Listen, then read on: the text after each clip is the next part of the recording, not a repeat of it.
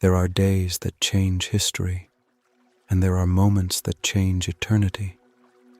For Ibn Arabi, that moment came not in a palace nor a mosque, but in the silence between breaths, when he realized that everything he saw was God looking back at him.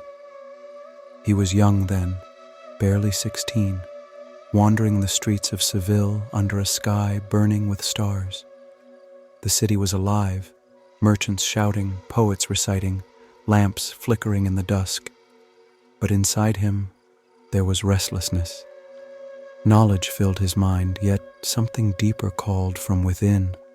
He had studied philosophy, theology, and poetry, but the words had turned to dust in his mouth. He wanted not to speak about God, but to see him. That night, as legend tells, Ibn Arabi left the noise of the city behind. He walked until the lights faded and the sound of the world softened into the pulse of his own heart. There, under the wide Andalusian sky, he closed his eyes, and the veil began to lift. He would later write of that moment.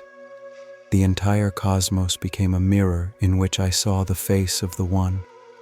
It was not a dream nor imagination, but a vision so real that it shattered his sense of separation. The earth, the wind, the stars, his very body, all of it was alive with divine presence. The boundaries between creator and creation dissolved. He saw not many things, but one thing appearing in countless forms. This was the birth of his greatest insight, Wahdat al-Wujud, the unity of being, the idea that nothing truly exists but God, and that all forms are expressions of a single reality. Between the Lord and his servant, he said, there is no barrier, only misunderstanding. When he returned to Seville, everything looked the same, yet nothing was the same. The same sun rose, but now it was God's light. The same people spoke, but now every voice was his. He saw the sacred in the ordinary, the eternal in the fleeting. To most, a beggar was just a man in rags. To Ibn Arabi, he was a mirror of the divine, wearing the face of humility. But such vision was not easy to bear. He tried to speak of it, but his words only stirred confusion. Scholars accused him of heresy. If God is in everything, they said, do you worship the stone, the tree, the man? Ibn Arabi replied softly, I see no stone, no tree, no man, only God manifesting as each. To him, this was not pantheism, it was truth. The world was not God, but nothing in it could exist without him. Just as light reveals a shape without becoming the shape itself, the divine gives being to everything without becoming limited by it. After that night, Ibn Arabi began his lifelong journey, not to preach, but to understand what he had seen. He left Andalusia and wandered through the Islamic world, from Morocco to Mecca, from Jerusalem to Damascus, following the pull of the unseen. Everywhere he went, he found the same presence. In the desert's silence, in a child's laughter, in the face of a stranger, the beloved was always there. In Mecca, he spent long nights in contemplation, circling the Kaaba, yet his heart turned inward to a deeper pilgrimage, toward the Kaaba of the soul. There he encountered what he called the eternal feminine, symbolized by a Persian woman named Nizam. She was not merely a person but an embodiment of divine wisdom. Her presence awakened in him the realization that love is the true language of God, the bridge between the visible and the unseen. Love, he wrote, is the religion, and the universe is its scripture. To love deeply was, for him, the highest form of worship, because when one loves purely, without possession or expectation, one sees the divine reflecting through the beloved.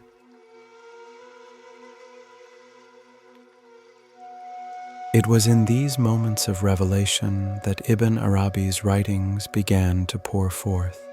pages filled with visions, dreams, and truths too vast for the intellect to contain.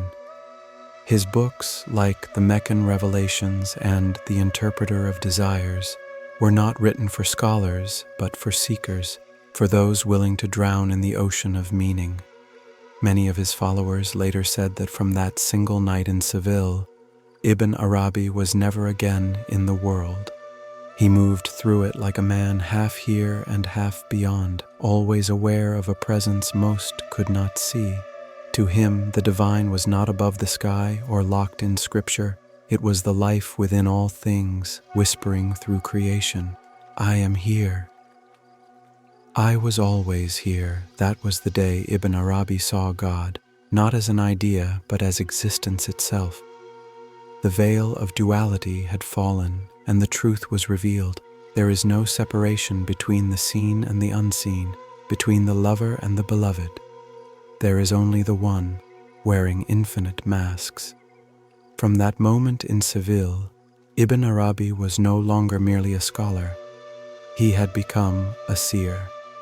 The world to him was no longer a collection of separate things, but a single breathing unity. Wherever he looked, he found the same light shining through different faces. "My heart," he said, "has become capable of every form." But this awakening came with a price. His words were too vast for the narrow boundaries of theology. The scholars of his time questioned him, some feared him, and others tried to silence him. How could they understand a man who saw the divine in everything, in the sinner as much as in the saint, in the dust as much as in the stars? To Ibn Arabi, it was simple. He said, "There is no existence but God's existence. Everything you see is a shadow of his being." He was not calling people away from God. He was showing them that they had never been apart from him.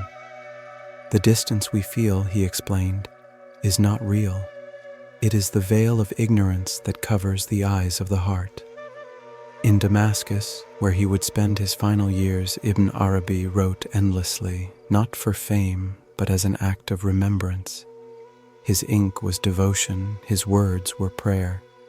Through his works, especially the Meccan Revelations and the bezels of wisdom, he gave shape to what cannot be described, a map of the unseen. He explained that every being in existence is like a mirror reflecting one facet of God's infinite nature. Some mirrors are clear, others clouded, but all reflect the same light. God, he said, is the outwardly manifest and the inwardly hidden. He is the first and the last. To truly live this truth, Ibn Arabi taught, is to live with compassion, to recognize that every soul you meet is another face of the divine. If you love God, he wrote, love his creation, for it is through them that he reveals himself. The mystic, therefore, does not judge, he understands. He does not divide, he unites, for he knows that to harm another is to harm oneself, and to love another is to return to the source. Yet, in every generation, people misunderstood him. Some accused him of blurring the sacred boundaries between the Creator and creation. Others feared that his vision of unity erased religion itself. But Ibn Arabi never denied the faith. He expanded it.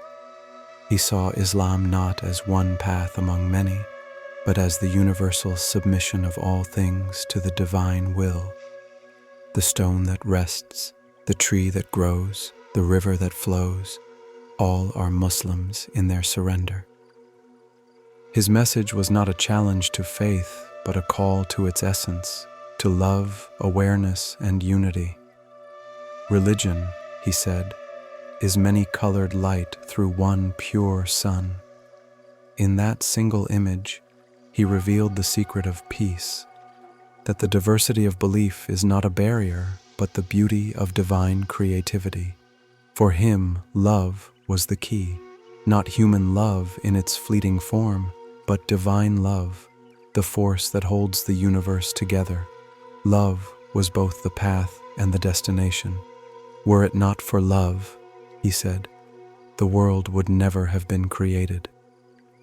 To love purely was to see clearly, and to see clearly was to love all. Today, in a world divided by creed and color, his vision shines brighter than ever. We build walls around truth, forgetting that God cannot be contained. Ibn Arabi would tell us that every moment, every breath, every meeting is sacred, because all are manifestations of the One.